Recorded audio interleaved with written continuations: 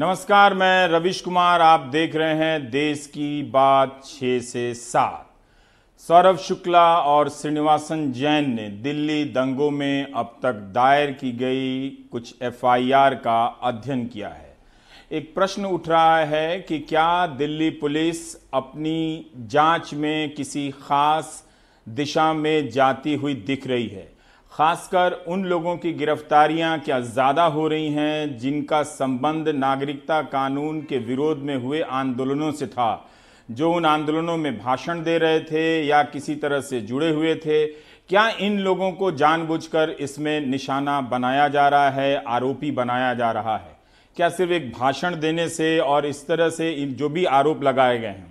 मैं इसी के संदर्भ में हफिंगटन पोस्ट की पॉलिटिकल एडिटर बेतवा शर्मा की रिपोर्ट पढ़ रहा था।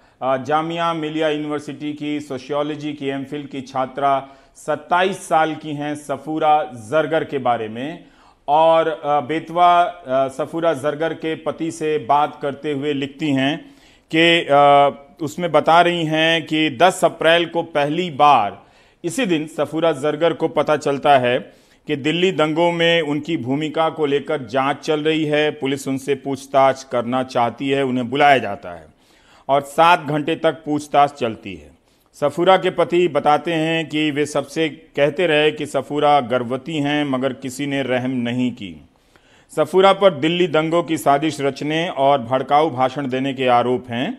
10 अप्रैल को सफूरा जरगर गिरफ्तार होती हैं और 13 अप्रैल को जमानत पर रिहा कर दी जाती हैं। उसी दिन उन पर unlawful activities prevention act UAPA लगा दिया जाता है और फिर गिरफ्तार कर ली जाती हैं। सफूरा के वकील ने इस रिपोर्ट में कहा है कि उनके फोन रिकॉर्ड से पता चलता है और व्हाट्सएप देखने से कि वे चांदबाग की तरफ से गुजरी तो थीं, मगर उन्होंने वहां कोई भाषण नहीं दिया था। दिल्ली पुलिस कहती है कि 23 फरवरी को चांदबाग में सफूरा ने भाषण दिया था और 24 फरवरी को दंगा भड़का था। ये सब बेतवा शर्मा विस्तार से लिख रही हैं। सफूरा जरगर जामिया कोऑर्डिनेशन कमेटी से जुड़ी थीं, जीसस एंड मेरी की छात्रा रहीं और समाजशास्त्र में एमफिल कर रही हैं जामिया से। और हफ पोस्ट की इस रिपोर्ट के अनुसार जो बेतवा शर्मा ने लिखी है कि उनके टीचरों का कहना है कि सफूरा A+ स्टूडेंट रही हैं, काफ़ी जागरूक और मुखर छात्रा रही हैं। उनकी गिरफ्तारी के बाद ट्विटर पर उनके गर्भवती होने को लेकर बहुत ही भद्दे तरीके से मजाक उड़ाया गया, और हम क्या ही बताएं। हमारा समाज वैसे भी नारी को देवी की तरह पूजता है।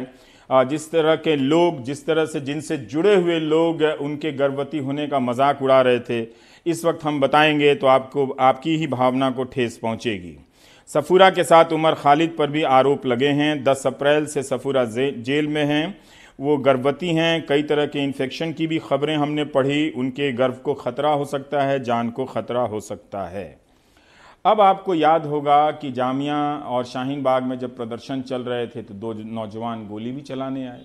उनके गोली चलाने की घटना से तो दंगा नहीं भड़का, और फिर उनके खिलाफ किस तरह की कार्रवाई हुई। जब कोर्ट जमानत देती है उसी दिन पुलिस को ख्याल आता है कि इनके खिलाफ यूएपीए लगा दिया जाए ताकि इन्हें जमानत ना मिले। लेकिन पुलिस को आज तक ख्याल नहीं आया कि उसकी मौजूदगी में गोली चलाने वालों के खिलाफ भी इस तरह के कानून लगाए जा सकते हैं। कहीं तो किसी भी स्तर पर पुलिस बराबरी करती तो दिखे, तटस्थ तो दिखे कम से कम।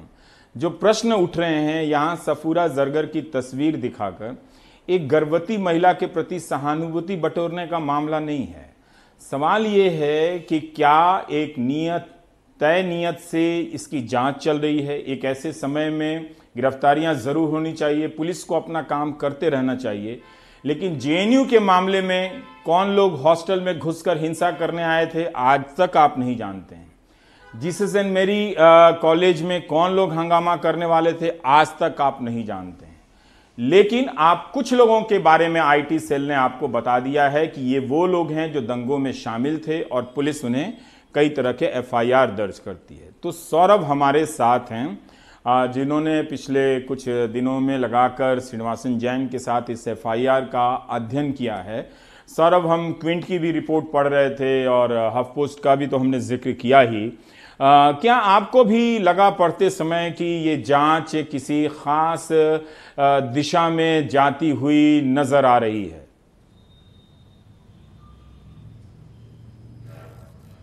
देखिए रवीश, जो दिल्ली में दंगे हुए वो सांप्रदायिक दंगे हुए, और जो संप्रदाय उससे पहले भी हिंसा हुई, लेकिन वो सभी हिंसा जो नागरिकता कानून का विरोध कर रहे लोगों और पुलिस के बीच हुई, लेकिन ये कभी भी सांप्रदायिक नहीं था। और ये सांप्रदायिक हुआ 23 तारीख से। अगर आपको बताएं, दिल्ली पुलिस ने कुल 52 लोगों की मौत हुई थी इन दंगों में, जिसमें लगभग पुलिस ने 783 केसेस दर्ज किए। अब पुलिस उन सब में चार्जशीट दायर कर रही है। हमने 9 चार्जशीट्स का अध्ययन किया है रवीश। इसमें एक चार्जशीट में दिल्ली पुलिस ने दिल्ली के दंगों पर एक क्रोनोलॉजी फाइल की है, जिसमें 13 दिसंबर से शुरू किया उन्होंने, जब पहली बार जामिया में प्रदर्शन हुआ था, उससे शुरू किया। उन्होंने 15-16 तारीख का जिक्र किया है, लेकिन 15-16 तारीख को जिक्र किया है, पर उसमें यह नहीं लिखा, उसमें यह लिखा है कुछ लोग घायल हुए और कुछ पुलिस वाले घायल हुए, पर उसमें यह नहीं लिखा गया कि वहां पर बच्चों की पिटाई हुई या कुछ बच्चों को गंभीर चोटें हैं, जिसमें एक शख्स की आंखें भी चली गई, उसके बाद प्रदर्शन हुआ। ये सब कुछ नहीं लिखा गया है, और पूरी क्रोनोलॉजी लिखी गई। उसमें यह भी लिखा गया कि हर्ष मंडर गए वहां पर, उन्होंने कहा कि आप बैठे रहिए, यहीं पे उठना नहीं है आप लोगों को, नागरिकता कानून के विरोध में। सरजील इमाम का जिक्र है, चंद्रशेखर रावण का जिक्र है, शाहीन बाग का जिक्र है, लेकिन पूरा तारीख है 22 तारीख की अगर बात करें तो 22 तारीख को उसमें लिखा गया क्रोनोलॉजी में कि 22 तारीख को यहां पर जाफराबाद में महिलाओं ने 66 फुटा रोड पर उस रोड को ऑक्यूपाई कर लिया, और वो कॉल दिया गया था भीम आर्मी द्वारा, और वहां पर प्रदर्शन शुरू हो गया। लेकिन जब 23 तारीख का जिक्र करते हैं रवीश, और ये बहुत अहम हो जाता है, क्योंकि 23 तारीख से ही छुटपुट हिंसा शुरू हो गई थी। मतलब 23 दिसंबर या 23 फरवरी, उस 23 तारीख को हिंसा इसलिए शुरू हुई कि लगभग 23 फरवरी रवीश, माफी चाहते हैं, 23 फरवरी को वहां पर हिंसा शुरू हुई। और 23 फरवरी की बात करें तो उससे पहले अगर हम अभी वही जो उन्होंने क्रोनोलॉजी जो दिल्ली पुलिस ने छापी है, उसमें उन्होंने 22 तारीख को लिखा है कि blocking Jafrabad main road by protesters following Bharat बंद कॉल बाय भीम आर्मी, यानी भीम आर्मी के कहने पर लोगों ने 22 तारीख को रोड ब्लॉक कर दी। अब 23 तारीख का बहुत अहम हो जाता है रवीश, 23 फरवरी का, क्योंकि 23 फरवरी को वहां पर कपिल मिश्रा पहुंचे थे मौजपुर चौक पर। वहां पर उन्होंने प्रदर्शन शुरू किया था, और उनके सामने ही दोनों तरफ से, क्योंकि अब तक जो देखिए बहुत अहम है, बार बार ये कह रहा हूं कि अब तक ये पूरा जो प्रदर्शन था वो सरकार और नागरिकता कानून के विरोध में प्रदर्शन कर रहे लोगों के बीच था, ये हिंदू मुसलमान नहीं था। लेकिन जब कपिल मिश्रा एक सवाल करना चाहता हूं तो वहां से उनके साथ जो लोग आए और कुछ और लोग इकट्ठे हो गए। जी मेरा सवाल यह है, कपिल मिश्रा के प्रसंग पर आने से पहले, चूंकि आपने क्रोनोलॉजी की बात की और कहा कि 15 दिसंबर से ही कहानी बनाई गई है, तो उस कहानी में दिल्ली पुलिस ने क्या अपनी भूमिका के बारे में लिखा है कि जामिया के भीतर परिसर में लाइब्रेरी में हिंसा होती है? अगर मैं सही हूं, ठीक से याद है, तो पुलिस के खिलाफ भी मामले दर्ज होते हैं, इस तरह की खबरें आई थी।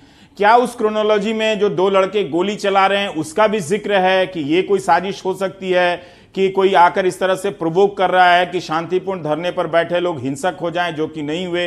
क्या उस क्रोनोलॉजी में जेएनयू में जो हिंसा होती है उसका भी जिक्र है सौरभ, जो आपने एफआईआर की कॉपी पढ़ी और क्रोनोलॉजी पढ़ी? बिल्कुल नहीं रवीश, बिल्कुल कोई जिक्र नहीं है। 13 दिसंबर से जिक्र है, 15-16 की हिंसा का जिक्र है, और उसमें लिखा गया कि गाड़ियां जलाई प्रदर्शनकारियों ने, लेकिन यह जिक्र नहीं है कि पुलिस ने स्टूडेंट्स को पीटा। या तो आपको सीसीटीवी फुटेज तक आया था जिसमें पुलिस पिटाई करते हुए दिख रही है, और हमने उस वक्त स्टोरी भी की थी दिल्ली पुलिस की, ये बयान आया था कि हमने गोली नहीं चलाई, जबकि हमने एक फुटेज दिखाया था जिसमें दिल्ली पुलिस का एक जवान गोली चलाते हुए दिख रहा था। हमने उस जगह जाकर के ऑन स्पॉट जाकर के रिपोर्टिंग की थी एनडीटीवी ने कि यहां से गोली चलाई गई थी और ये वही जगह है। उसका भी कहीं कोई जिक्र नहीं है, जेएनयू का भी जिक्र नहीं है, ना ही उन 2 लड़कों का जिक्र है जिन्होंने एक पहले शाहीन बाग में जाके गोली चलाई थी, और ना ही दूसरे इंसिडेंट का जिक्र है जो जामिया में गोली चलाई गई थी। कहीं कोई भी जिक्र नहीं है, ना ही पुलिस की भूमिका का जिक्र है। बस उतना लिखा गया कि पुलिस वालों पर अटैक किया गया और डीटीसी की बसें जलाई गई, और उन्होंने षड्यंत्र वहां से जोड़ा है कि मतलब वहां से शुरू हुआ षड्यंत्र, दंगों को लेकर के आए, और फिर 22 तारीख को वहां पर 22 फरवरी को भीम आर्मी के कॉल पर वहां पर वो रोड ब्लॉक की गई। 23 तारीख को कपिल मिश्रा वहां पर आते हैं और कपिल मिश्रा आकर के उन्होंने बयान देना शुरू करते हैं कि हम इसे दूसरा शाहीन बाग नहीं बनने देंगे, हम रोड ब्लॉक नहीं रहने देंगे। और उनके वहां रहते ही सांप्रदायिक जो है नारे लगाए जाने लग गए और दोनों तरफ से मौजपुर पर एक संप्रदाय था और जाफराबाद पर दूसरा संप्रदाय, वहीं पर उनके सामने ही पत्थरबाजी की छिटपुट घटनाएं शुरू हो जाती हैं, नारेबाजी शुरू हो जाती हैं। फिर दिल्ली पुलिस के डीसीपी जाते हैं और वहां हम लोग मौजूद थे रवीश। कपिल मिश्रा उनके सामने कहते हैं कि हम ट्रंप की वजह से जा रहे हैं और अब तक आप खाली करा लीजिए, लेकिन उसके बाद हम आपकी भी नहीं सुनेंगे। और उसके बाद कपिल मिश्रा थोड़ी देर बाद चले जाते हैं वहां से। 23 तारीख को ये पूरी घटना हुई थी।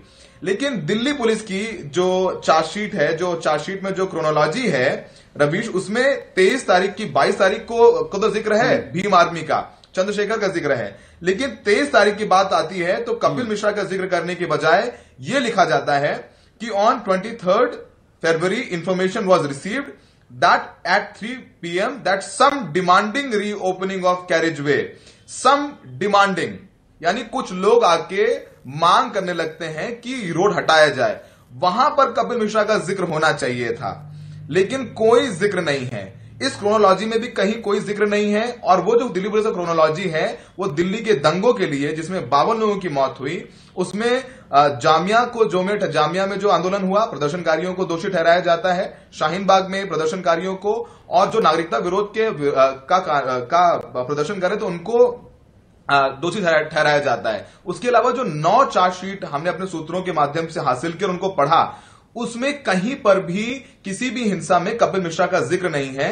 जाफराबाद हिंसा पर एक केस फाइल हुआ है रवीश, जिसमें पिंजरा तोड़ की कई लड़कियों को आरोपी बनाया गया है, उमर खालिद को आरोपी बनाया गया है, जिसमें सबको जेल में बंद किया गया है। उसी जाफराबाद पे अगर FIR कर रहे हैं जहां पर हिंसा भड़काने की बात है, तो अगर उन महिलाओं का रोल था एक तबके को भड़काने का, तो वहीं दूसरे तबकों को, दूसरे संप्रदाय को भड़काने का आरोप कपिल मिश्रा पर भी होना चाहिए था, उनको भी आरोपित किया जाना चाहिए था, क्योंकि दंगा हिंदू मुसलमान के बीच में हुआ, दोनों संप्रदायों की लड़ाई हुई, सवाल और है 52 लोगों की मौत हुई, लेकिन उसमें भी पिंजरा तोड़ के लड़कियों को जी रवीश। मेरा एक सवाल है कि अभी जो गिरफ्तारी हुई है, गिरफ्तारी में क्या पैटर्न है, किन लोगों के नाम हैं, और जो FIR में जो आपने नाम देखे हैं उसमें क्या पैटर्न है, नाम के बारे में भी बताइए। और इसी के साथ में मेरा एक और सवाल था जो आगे आप जवाब दें कि मोहन नर्सिंग होम का भी मामला आया था और बहुत ही साफ वीडियो दिखा था कि उसकी छत पर खड़े होकर लोग बंदूक चला रहे हैं नीचे की तरफ, और चलाने वालों के चेहरे भी साफ साफ दिख रहे थे। क्या पुलिस का FIR वहां तक पहुंचा है? और दूसरा, आपने कहा कि सूत्रों के हवाले से FIR हासिल किए, पर FIR तो सार्वजनिक चीज होती है, वो मिल जाती है।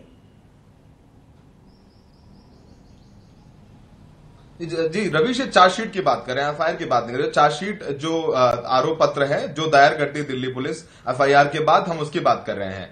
ये चार्जशीट में लिखा हुआ है क्योंकि ये कोर्ट के सामने है पूरा मामला, और दिल्ली पुलिस ने ये इन आरोपियों को तय करके कोर्ट के सामने तय किया है कि आप इनको सजा दीजिए। अगर आप देखिए, सबसे आखिरी सवाल आपका सबसे अहम हो जाता है Ravish, Mohan nursing home. Mohan nursing home का वीडियो था, उस नर्सिंग होम को दंगाइयों ने कैप्चर करके, जैसे कि ताहिर हुसैन का घर कैप्चर किया गया था, और वहां पर ताहिर हुसैन को मुख्य आरोपी बना दिया गया। और उन ताहिर हुसैन को मुख्य आरोपी अंकित शर्मा की मौत में नहीं, दंगों की षड्यंत्र में भी, और उनके जो तार हैं वो उमर खालिद से भी जोड़े गए। ये भी कहा गया कि ये शाहीन बाग में जाके इनकी मीटिंग हुई थी, खालिद सैफी के साथ हुई थी, जिन्होंने दंगों की षड्यंत्र गढ़ा, तो वो उनको वहां तक लिंक किया जाता है। लेकिन जो मोहन नर्सिंग होम के जो मालिक हैं, उन पर FIR नहीं दर्ज की जाती। उस छत पर भी दंगाई चढ़कर गोली चला रहे हैं, जिसमें एक ई-रिक्शे वाले को गोली लगी थी, और हमने ये स्टोरी की थी वीडियो दिखा करके, जिसमें रिक्शा वाले को गोली लगी थी, और वो भी फुटेज में था हमारे कि ऊपर उनके छत से कैप्चर करके गोली चलाई जा रही थी। तो अगर ताहिर हुसैन के खिलाफ मुकदमा दर्ज होता है और उन पर कार्रवाई होती है, तो कहीं ना कहीं मोहन नर्सिंग होम के जो मालिक हैं उन पर भी कार्रवाई होनी चाहिए थी, तो वो ऐसा नहीं हुआ।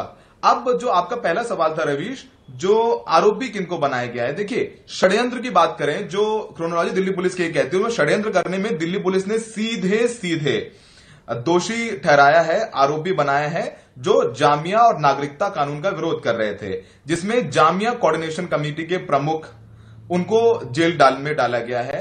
मिरान जो कि वहां पर एक एक्टिविस्ट थे, उनको डाला गया है जेल में। आसिफ तन्हा, जिनको जेल में डाला गया है। शफूरा की बात करें तो शफूरा जेल में है भड़काऊ भाषण देने के लिए, लोगों को भड़काने के लिए। इशरत की बात करें, इशरत जेल में है, जिनको भड़काऊ भाषण और लोगों को भड़काने और षड्यंत्र करने के का आरोप में उनको आरोप तय किया गया उनके ऊपर, उनको जेल में डाला गया है। और तमाम सैकड़ों लोग हैं जिनके खिलाफ नामजद एफआईआर करके उनको अरेस्ट किया गया है। और इसके अलावा कई जो है जिसमें कुछ कहें तो जिसमें मुस्लिम संप्रदाय के लोगों की मौत हुई, जैसे कि एक हमने चार्जशीट पढ़ी जिसमें अकबरी देवी की, जो हमारे सूत्रों से प्राप्त हुई में, उनमें एक 85 साल की एक महिला थी, उनकी मौत हो गई थी, उनको घर के अंदर जिंदा जला के मार दिया गया था। उसमें कुछ हिंदू लोगों को नामजद दर्ज किया गया है, 6 लोगों को उसमें अरेस्ट किया गया है, उनके खिलाफ आरोप पत्र दायर किए गए हैं और उनको जेल में है। और दिल्ली पुलिस ने लिखा है अपने नोट में कि उन्होंने बार बार बेल की अर्जी दाखिल की, पर कोर्ट में दिल्ली पुलिस ने अच्छे से पैरवी की और उनकी बेल की अर्जी खारिज हो गई। तो ये पूरा एक कहा जाए कि कहानी है, लेकिन दिल्ली पुलिस की क्रोनोलॉजी में कहीं कपिल मिश्रा का जिक्र नहीं है, और जहां पर जिक्र होना चाहिए था वहां पर कपिल मिश्रा को सम क्राउड बना दिया गया, यानी भीड़ इकट्ठा हुई। एक सवाल और है, भीम आर्मी का जिक्र है, हर्ष मंडल का जिक्र है, सरजील का जिक्र है। जी, अब मैं एक सवाल और है कि वो एक तस्वीर आई थी कि जिसमें 4 लोग नीचे पड़े हुए हैं और वो अंत में वो एक लड़का मर जाता है, पुलिस वाला उसे लाठी से कुछ कह रहा है, कर रहा है। वो मामला क्या था, दर्शकों को याद दिलाएं, और उस मामले में क्या कोई चार्जशीट अभी तक दायर हुई है?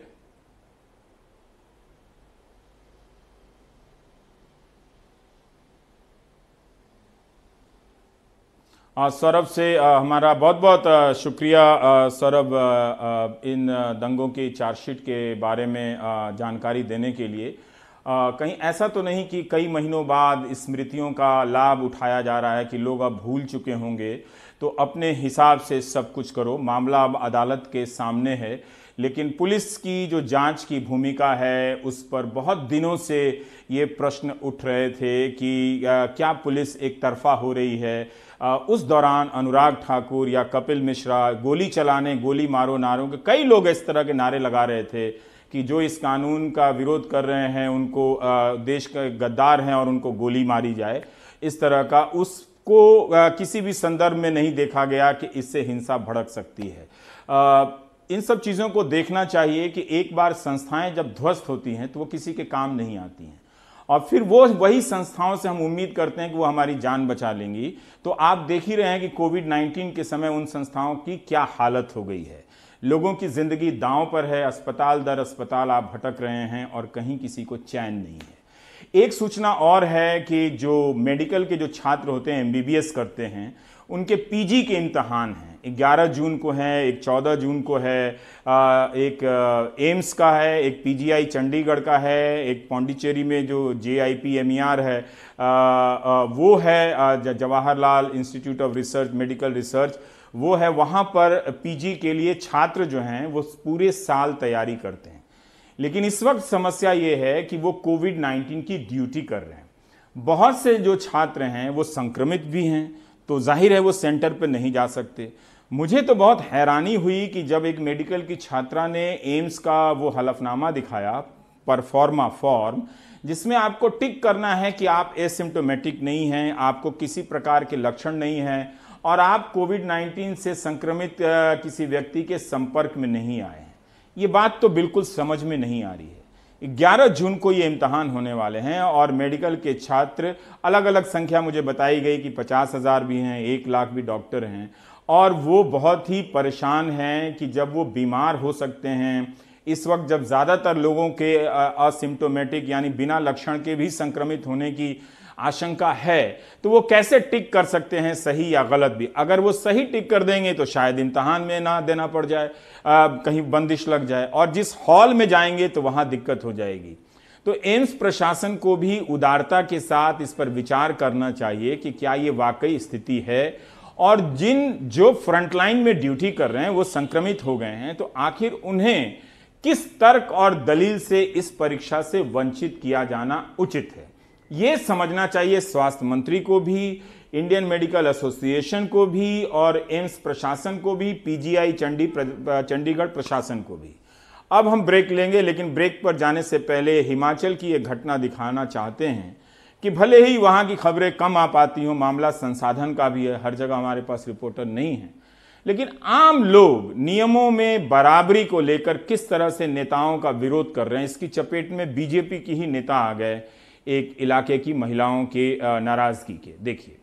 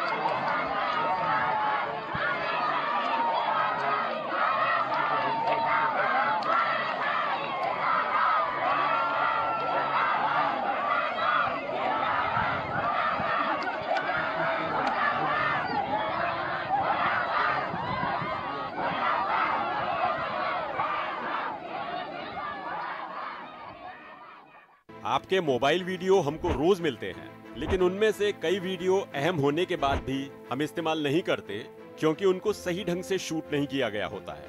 अगर आप अपने मोबाइल को इस तरह से रखते हैं तो जो वीडियो बनता है वो इस तरह का दिखता है, लेकिन अगर आप अपने मोबाइल को इस तरह से रखकर शूट करेंगे, यानी लैंडस्केप मोड में रखकर शूट करेंगे, तो वीडियो इस तरह से बनेगा। स्क्रीन भरी हुई दिखेगी आपके वीडियो से। तो सही खबर को सही तरीके से शूट करें।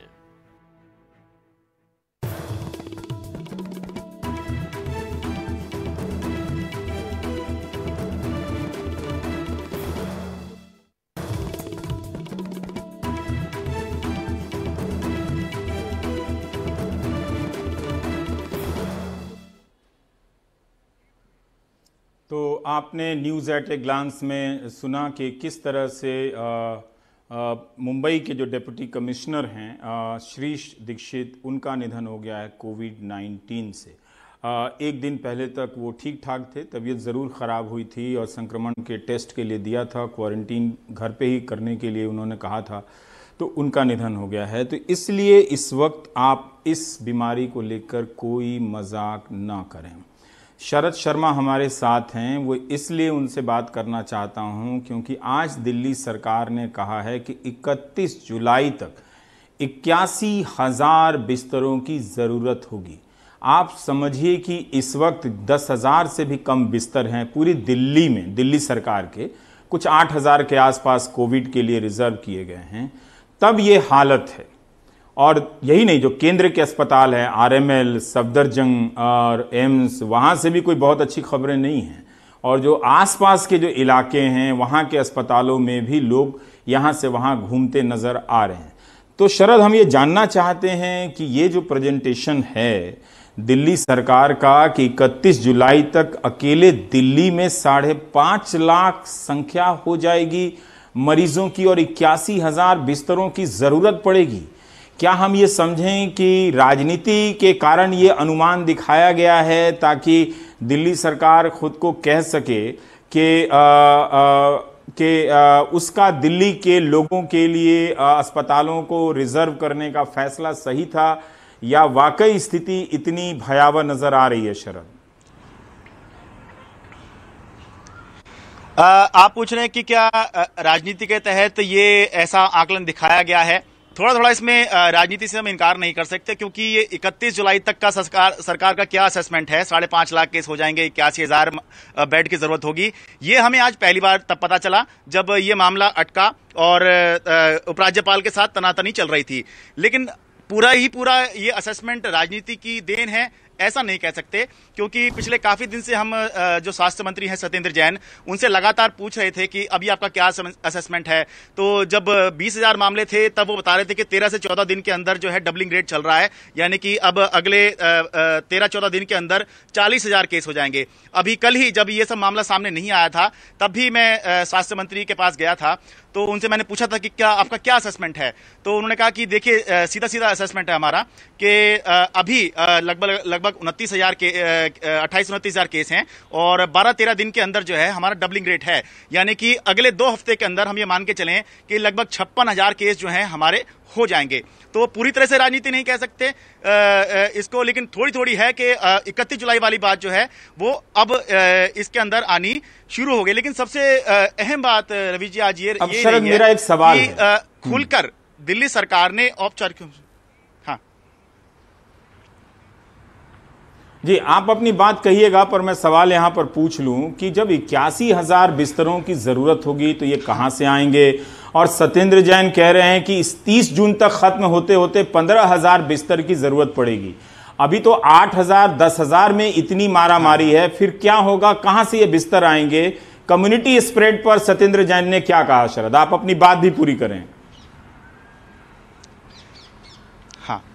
देखिए पहले मैं अभी की स्थिति बता दूं तो दिल्ली के अंदर जो ज्यादातर जो ठीक ठाक बड़े अस्पताल हैं, अपोलो, मैक्स, फोर्टिस, एस्कॉर्ट्स, ये जो सुनते के साथ ही हम जिनमें इलाज कराना चाहते हैं और हमें लगता है कि बढ़िया इलाज हो जाएगा, यहाँ लगभग सारे ही बिस्तर फुल हो चुके हैं। आप कहीं भी जाएंगे बेड आपको नहीं मिल पाएगा। ऐसा नहीं है कि आपको मना किया जाएगा, वो स्थिति भी कुछ और थी, लेकिन औपचारिक रूप से ऐप के अंदर ही दिखाया जा रहा है कि बेड अवेलेबल नहीं है। आपने पूछा कि बेड्स कहां से आएंगे, तो जब आगे अभी स्थिति और खराब होगी तो उस सूरत में अभी जो प्राइवेट हॉस्पिटल के बेड्स बचे हुए हैं जिनमें और मरीजों का इलाज चल रहा है, जो जनरल बीमारियां होती हैं, धीरे धीरे करके हम देखेंगे कि पहले ही इस समय पर इलाज नहीं हो रहा है, बाकी जो इलाज हो भी रहा है धीरे धीरे वो भी खत्म होता चला जाएगा। धीरे धीरे हम देखेंगे कि सरकार ने जो छोटे पैमाने पर होटल्स को अटैच किया है हॉस्पिटल के साथ में, अब बैंक्वेट हॉल्स भी जो हैं वो हॉस्पिटल के साथ अटैच किए जाएंगे और आइसोलेशन बेड्स की व्यवस्था करनी पड़ेगी। एक टेम्परेरी व्यवस्था हमें जो है दिखाई देगी, तो ये अभी आने वाले दिन में दिखाई देगा। और बड़े बड़े जो स्टेडियम हैं उनको भी दिल्ली सरकार अब तैयारी कर रही है, आइडेंटिफाई कर लिए गए हैं, जैसे इंदिरा गांधी इंडोर स्टेडियम है, तालकटोरा इंडोर स्टेडियम है, बड़े बड़े स्टेडियम जहां पर स्पोर्ट्स हुआ करते थे, अब यहां पर बेड्स लगेंगे और यहां पर आइसोलेशन बेड्स की व्यवस्था होगी। यहां पर मरीजों को इलाज दिया जाएगा या क्वारंटीन सेंटर बनाने की व्यवस्था की जाएगी। पहली बार दिल्ली सरकार ने आज ये माना औपचारिक तौर पर, हालांकि वो संकेत पहले देते रहे हैं, लेकिन पहली बार औपचारिक तौर पर यह कहा उन्होंने कि दिल्ली के अंदर कोरोना कम्युनिटी स्प्रेड की स्टेज में पहुंच गया है। कम्युनिटी स्प्रेड क्या होता है कि जब जिसको कोरोना है उसके बारे में ये ना पता लग पाए कि उसका स्रोत क्या है, कहां से इन्फेक्शन उसको लगा है। 50% मामले सरकार ऑन रिकॉर्ड कह रही है कि 50% मामले ऐसे इनका सोर्स पता ही नहीं है। अब एलजी के यहां जो डीडीएमई की बैठक हुई उसमें इस बात को रखा गया, लेकिन दिल्ली सरकार का कहना है कि केंद्र सरकार ने फिलहाल मना कर दिया है कि दिल्ली के अंदर कम्युनिटी स्प्रेड की स्टेज नहीं है। तो सवाल यही उठ रहा है कि अगर 50% मामलों का सोर्स ही नहीं पता है तो फिर कम्युनिटी स्प्रेड की स्टेज नहीं है, तो फिर ये कौन सी स्टेज है जिसके अंदर हम जी रहे हैं। बिल्कुल जी, बहुत बहुत शुक्रिया शरद ये जानकारी देने के लिए। तो आपने देखा कि आपको लौटकर आना ही पड़ेगा। जो सवाल जिन बातों पर गंभीरता से पहले होनी चाहिए थी हम कर भी रहे थे। दुनिया के तमाम बड़े अस्पतालों के डॉक्टर से, भारत में जो डॉक्टर हैं, एपिडेमियोलॉजिस्ट हैं जो इस विषय को जानते हैं, उनसे बातचीत कर रहे थे, तो लोग ही कह रहे थे कि चर्चा बहुत बोरिंग हो रही है। पर मैं जानता था कि ये स्थिति आएगी। अभी आप बहुत तरह की मुश्किलात देखेंगे कि लड़ाइयां होंगी अस्पतालों को लेकर, बिस्तरों को लेकर, लोग एक दूसरे के इस तरह से झगड़ा झुगड़ी बढ़ जाएगा।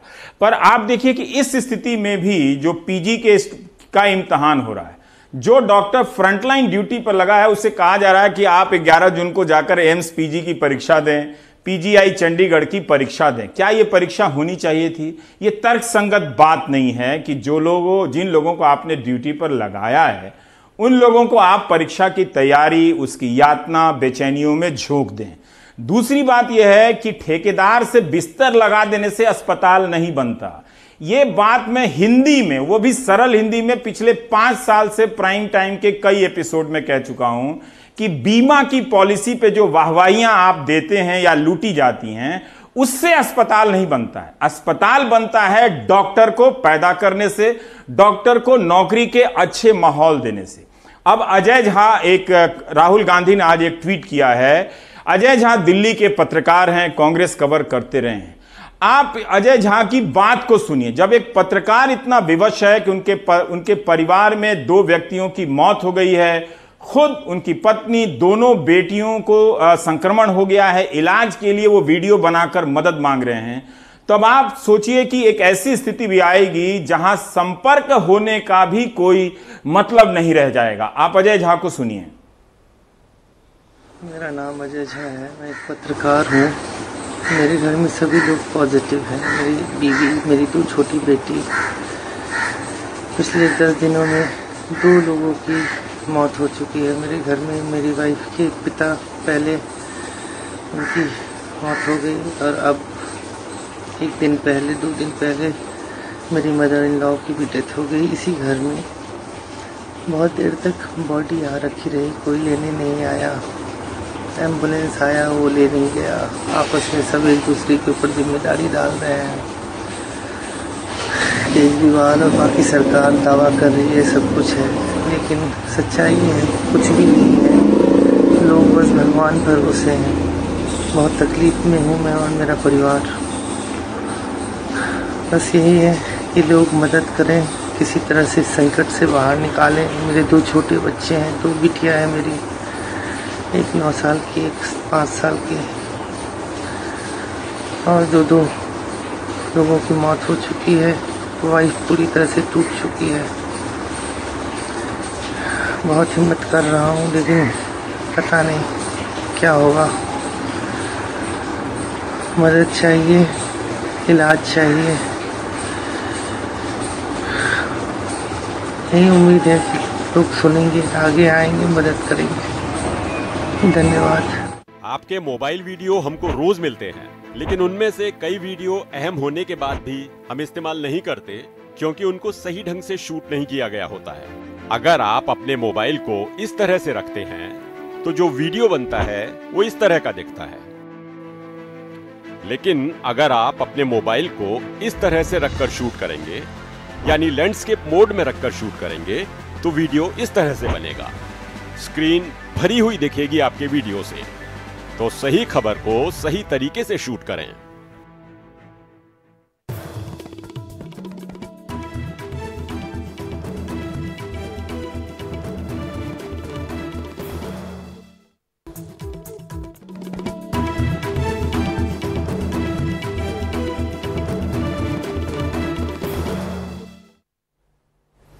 अब आते हैं उत्तराखंड की तरफ, चलते हैं। दिनेश मानसेरा से बात करेंगे। वहां मैं देख रहा था कि राज्य सरकार कह रही है कि कोरोना संक्रमित की मृत्यु पर आश्रित को 1 लाख रुपए की सहायता राशि दी जाएगी। जब केंद्र सरकार का आपदा एक्ट लगा है तो केंद्र सरकार को ही ऐसी परिस्थितियों में एक सहायता राशि तय करनी चाहिए कि सभी को 10 लाख मिलेगा। पता चला कि दिल्ली में कोई 10 लाख दे रहा है, कहीं 1 लाख दे रहा है, कहीं कुछ पता ही नहीं है। दिनेश, बहुत से लोग फ़ोन कर रहे हैं कि वहाँ के अखबारों में पढ़ रहे हैं कि अस्पताल गायब है, कोविड-19 का फाइलों में ही चल रहा है, फिर सैंपल गायब है, फिर ये भी चल रहा है पीपीई किट दुगने दाम पर खरीद लिए गए हैं, ये सब भी चल रहा है। तो राज्य में ये इन खबरों के संदर्भ में हम अभी जानना चाहते हैं कि क्यों ऐसा है कि वहाँ पर कभी 7,000 वेटिंग है, कभी 6,000 वेटिंग है, कभी 5,000 वेटिंग है सैंपल टेस्ट करने के लिए। टेस्ट करने के लिए सैंपल दे दिए गए हैं और 5-5 हज़ार वेटिंग है। ऐसा क्यों है दिनेश? रवीश, ऐसा है कि पिछले कुछ समय से, जब से ये प्रवासी यहाँ पर आए हैं, उसके बाद से यही चीजें सामने आ रही हैं कि जितने भी जो टेस्ट हो रहे हैं वो इस तादाद में हो रहे हैं क्योंकि अचानक संख्या बढ़ गई। और उसके बाद से जो हॉस्पिटल्स हैं, जहाँ पे उत्तराखंड में केवल 4 स्थानों पे कोरोना टेस्ट हो रहे हैं, 3 जो है गढ़वाल में है और 1 कुमाऊं वाले इलाके में हल्द्वानी में है। और वहां पर ये है कि वहां पे जो मैन पावर है वो, अगर आप पूरा देखेंगे तो सारे दिन में अगर 700, 800 या 1000 से ऊपर टेस्ट अगर होते हैं तो उसके लिए केवल 30 या 35 आदमी हैं जो कि टेस्ट कर रहे हैं, जिसकी वजह से जो कहना चाहिए जो लंबित हैं या पेंडिंग केस हैं वो दिनों दिन बढ़ते जा रहे हैं। और इस बात को लेके कई बार ये सवाल भी उठाए गए, जब आपके पास मैन पावर नहीं है तो आपने पिछले मार्च से लेकर के अब तक क्या तैयारी करी स्टेट गवर्नमेंट ने। और जो अब आज के हालात ये हैं कि अगर दिन में 1200 या 1000 टेस्ट आते हैं तो रोजाना की जो पेंडेंसी है वो 4000 से लेकर के कभी 6000 हो जाती है, कभी 7000 हो जाती है। और आज के हालात ये हैं कि गवर्नमेंट की तरफ से ये अनऑफिशियली ऑर्डर्स हैं कि टेस्ट नहीं किए जाएं, और जो भी टेस्ट हो रहे हैं तो वो उन लोगों के हो रहे हैं जो क्वारंटाइन में 7 दिन या 8 दिन से रह रहे हैं, और उनके अंदर यदि कोई लक्षण होता है तो उनके टेस्ट हो रहे हैं। अदरवाइज जो भी लोग बाहर से प्रवासी बाहर से आ रहे हैं उनके टेस्ट अभी ना के बराबर हो रहे हैं। जी रवीश। पर दिनेश, बहुत से ऐसे लोग होंगे जिन्हें टेस्ट रिपोर्ट का इंतजार होगा ताकि वो अस्पताल में भर्ती हो सकें अन्य बीमारियों के लिए भी, तो फिर वैसी स्थिति में क्या होता होगा? क्या वहां भी यही सब सुनने को मिल रहा है जैसे दिल्ली में है कि लोग गाड़ियां लेकर अस्पताल दर अस्पताल भटक रहे हैं? देखिए, यहाँ पर ये स्थिति तो नहीं है, लेकिन हाँ ये है कि जो लोग बाहर से आ रहे हैं उनको हर हालत में क्वारंटाइन किया जा रहा है और वहीं पर उनको रखा जा रहा है। या तो कोई जना जैसे पहाड़ के गांव में भी कोई जा रहे हैं तो वहाँ ग्राम प्रधान की ड्यूटी लगा दी गई है कि आप किसी स्कूल में जो भी बाहर से आ रहे हैं उनको 7 या 8 दिन रखिए। 7 या 8 दिन रखने के बाद ही वो उनको घर भेज रहे हैं। लेकिन 7-8 दिन के बाद कई केसेस ऐसे हमारी नजरों में आए हैं कि जो बुजुर्ग लोग हैं या और लोग हैं तो वो लोग क्वारंटाइन पीरियड में ही 2-3 लोग ऐसे केसेस आए हैं जिनकी डेथ हो गई है। आज की तारीख में भी एक केस ऐसा आया है कि एक बुजुर्ग की क्वारंटाइन में ही डेथ हो गई है। तो ये जो कारण सामने आ रहे हैं उसके पीछे वजह यही है कि जो टेस्ट रिपोर्ट्स हैं वो लगातार पेंडिंग है, और इस मामले में कितनी भी उनके ऊपर प्रेशर नेताओं के द्वारा या समाज के संगठनों द्वारा जो डाला जा रहा है वहाँ कोई सुनवाई जैसी किसी हॉस्पिटल में नहीं है। वो अपने हिसाब से काम करते हैं। रवीश जी, बहुत बहुत शुक्रिया दिनेश मानसेरा उत्तराखंड की रिपोर्ट देते हुए। बहुत सारे लोग मुझसे मैसेज करते हैं कि आपसे ही उम्मीद है। देखिए, उम्मीद से पत्रकारिता नहीं चलती है, उसके लिए रिसोर्स चाहिए होता है, रिपोर्टर चाहिए होते हैं जो खबरों की तफ्तीश करें, जानें। हजारों की संख्या में आप मुझे सिर्फ व्हाट्सएप भेज देंगे तो उससे तो काम नहीं चलेगा, तो इसलिए भी मैं सारी खबरें नहीं कर पाता हूँ।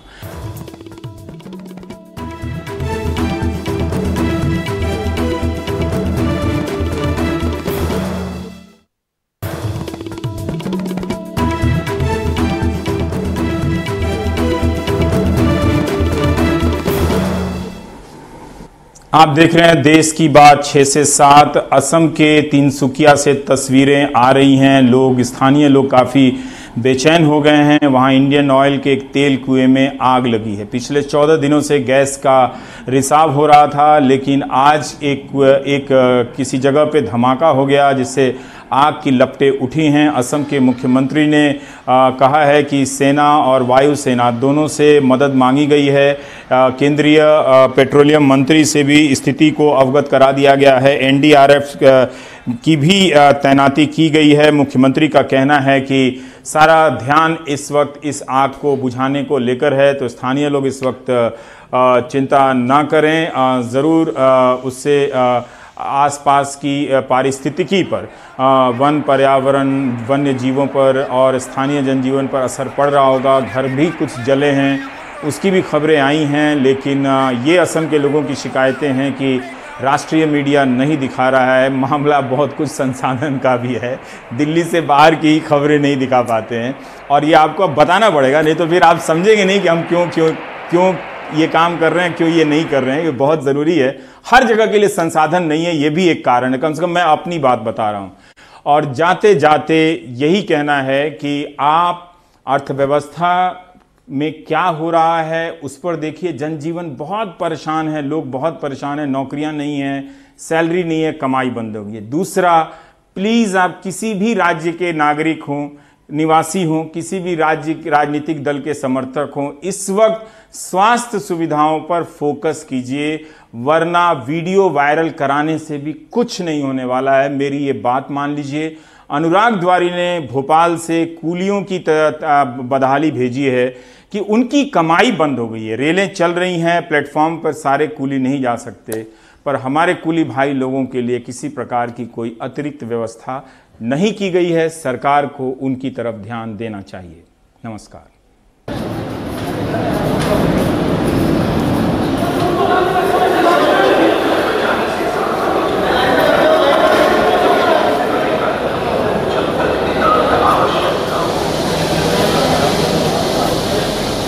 हमारी एक मांग है कि जैसे लालू यादव ने हमें 4th क्लास में करा था, उसी प्रकार हमको कर दे, ताकि हमारा घर गृहस्थी चलती रहे।